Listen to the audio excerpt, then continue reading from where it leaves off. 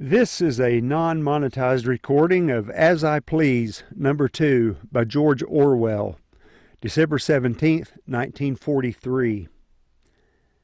So many letters have arrived attacking me for my remarks about the American soldiers in our country that I must return to the subject.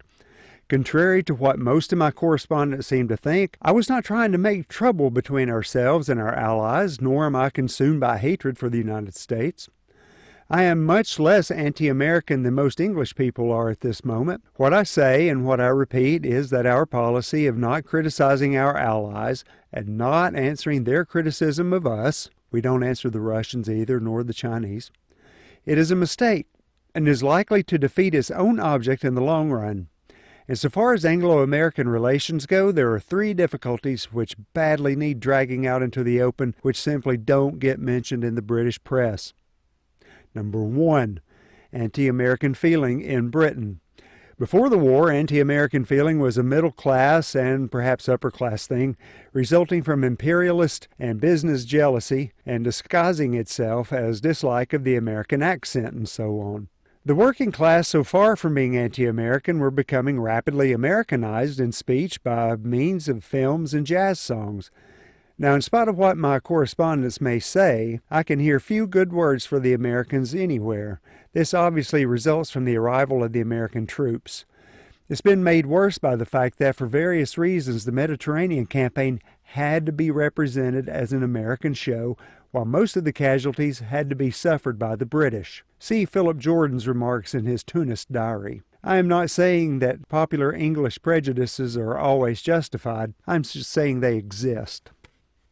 Number 2, anti-British feeling in America. We ought to face the fact that large numbers of Americans are brought up to dislike and despise us. There is a large section of the press whose main accent is anti-British, and countless other papers which attack Britain in a more sporadic way. In addition, there is a systematic guying of what are supposed to be British habits and manners on the stage and in comic strips and cheap magazines. The typical Englishman is represented as a chinless ass with a little monocle and a habit of saying, "ha ha." This legend is believed in by relatively responsible Americans, for example by the veteran novelist Theodore Dreiser, who remarks in a public speech that the British are horse-riding aristocratic snobs. There's 46 million horse-riding snobs? It is a commonplace on the American stage that the Englishman is almost never allowed to play a favorable role any more than the Negro is allowed to appear as anything more than a comic. Yet right up to Pearl Harbor, the American movie industry had an agreement with the Japanese government never to present a Japanese character in an unfavorable light. I'm not blaming the Americans for all this. The anti-British press has powerful business forces behind it, besides ancient quarrels in many of which Britain was in the wrong. As for popular anti-British feeling, we partly bring it on ourselves by exporting our worst specimens. But what I do want to emphasize is that these anti-British currents in the U.S. are very strong and that the British press has consistently failed to draw attention to them. There has never been in England anything that one could call an anti-American press.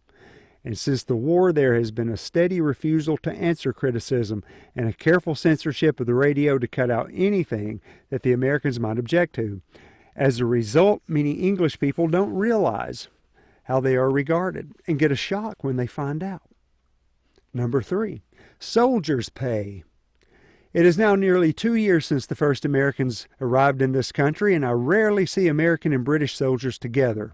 Quite obviously, the major cause of this is the difference in pay.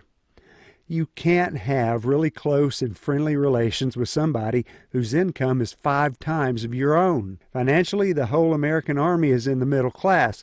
In the field, this might not matter, but in the training period, it makes it almost impossible for British and American soldiers to fraternize. If you don't want friendly relations between the British Army and the American Army, well, that's all good. But if you do want good relations, you must either pay the British soldier 10 shillings a day or make the American soldier bank the surplus of his pay in America. I don't profess to know which of these alternatives is the right one. One way of feeling infallible is not to keep a diary. Looking back through the diary I kept in 1940 and 41, I find that I was usually wrong when it was possible to be wrong. Yet I was not so wrong as the military experts. Experts of various schools were telling us in 1939 that the Maginot Line was impregnable, and that the Russo-German Pact had put an end to Hitler's eastward expansion. In early 1940, they were telling us that the days of tank warfare were over. In mid-1940, they were telling us that the Germans would invade Britain forthwith. In 1941, that the Red Army would fold up in 6 weeks. In December of 1941, that Japan would collapse after 90 days. In July of 1942, that Egypt was lost, and so on, more or less indefinitely like that.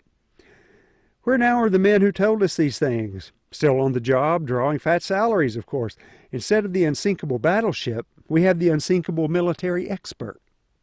Books have gone up in price, just like everything else, but the other day I picked up a copy of Lampierre's classical dictionary, The Who's Who of the Ancients, for only 6 pence. Opening it at random, I came upon the biography of Lais, the famous courtesan, daughter of the mistress of Alcibiades. She first began to sell her favors at Corinth for 10,000 drachma, and to an immense number of princes, noblemen, philosophers, orators, and plebeians who courted her bear witness to her personal charms.